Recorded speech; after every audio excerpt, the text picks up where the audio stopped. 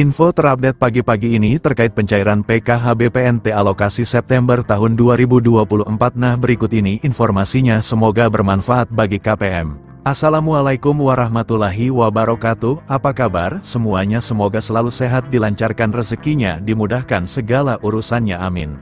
Nah, di video kali ini saya akan berbagi informasi, yaitu aturan penting terkait pencairan bantuan PKH tahap September-Oktober tahun 2024. Nah, lalu kira-kira ada aturan terbaru seperti apa ya? Maka dari itu simak terus videonya sampai selesai agar supaya tidak menimbulkan gagal paham dalam menyerap informasinya.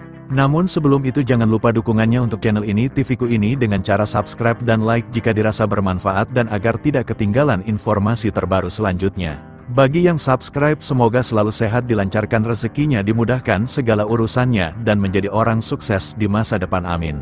Nah, oke, langsung saja berikut ini terkait peraturan terbaru pencairan bantuan PKH BPNT September tahun 2024. Nah, perlu diketahui bahwasanya pencairan bantuan PKH di tahun 2024 itu masih sama ya, pencairannya melalui kartu KKS dan nominalnya pun bisa berbeda-beda ya, tergantung komponen yang dimiliki. Nah, selain itu juga sudah ada peraturan yang sudah ditetapkan dalam hal pencairan PKH di tahun 2024.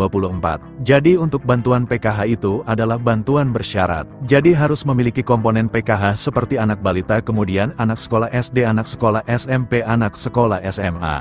Kemudian penyandang disabilitas berat dan juga komponen PKH lansia, serta komponen ibu hamil. Nah, kemudian ini ada beberapa kriteria untuk menentukan bantuan PKH BPNT-nya bisa cair atau tidak. Nah, jadi yang pertama peraturannya itu para KPM harus terdaftar di dalam di DTKS. Jadi mulai dari anak balita SD, ibu hamil, kemudian anak SMP, anak SMA, penyandang disabilitas dan lansia tersebut harus masuk di dalam di DTKS dan aktif sebagai penerima bantuan PKH. Kemudian yang kedua, di dalam keluarga maksimal hanya 4 komponen saja yang bisa masuk ke dalam bantuan PKH. Kemudian yang ketiga, prioritas bantuan PKH yang memiliki komponen datanya itu harus aktif ya, dan padan antara di DTKS dengan Dukcapil. Kemudian peraturan yang kelima, jika kalian terdaftar sebagai penerima bantuan PKH anak sekolah, baik itu SD, SMP maupun SMA, ini datanya harus terdaftar di aplikasi Dapodik sekolah masing-masing dan datanya badan dengan di DTKS, jadi tidak boleh ada perbedaan. Selanjutnya, yang keenam, untuk komponen PKH balita yang disebut sebagai komponen PKH balita itu adalah hingga anak yang kedua saja ya. Apabila ada balita ketiga ataupun balita keempat dan seterusnya, maka sudah tidak dapat dibilang penerima bantuan PKH lagi ya, karena dibatasi sampai balita kedua saja. Selanjutnya peraturan ke-8 untuk komponen disabilitas, jadi maksimalnya itu ada 4 orang ya yang bisa menerima bantuan PKH. Kemudian selanjutnya untuk komponen lansia, peraturannya adalah yang dibilang komponen PKH lansia sama seperti penyandang disabilitas, yaitu maksimal 4 orang saja. Kemudian peraturan selanjutnya untuk komponen lansia tersebut itu usianya harus mencapai minimal umur 60 tahun ke atas. Selanjutnya untuk komponen cucu itu juga bisa masuk ke dalam pencairan bantuan PKH asalkan lolos sebagai penerima dan memenuhi persyaratan.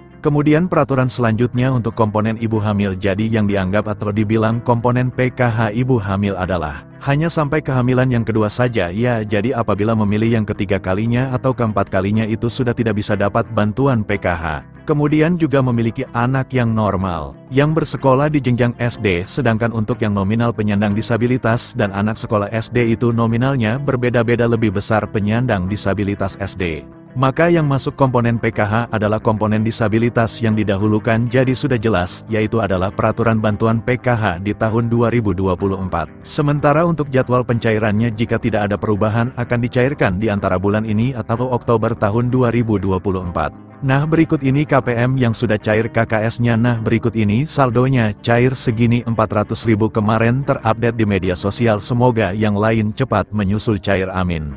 Nah, sekian dulu informasi ini, semoga bermanfaat bagi semua. Assalamualaikum warahmatullahi wabarakatuh.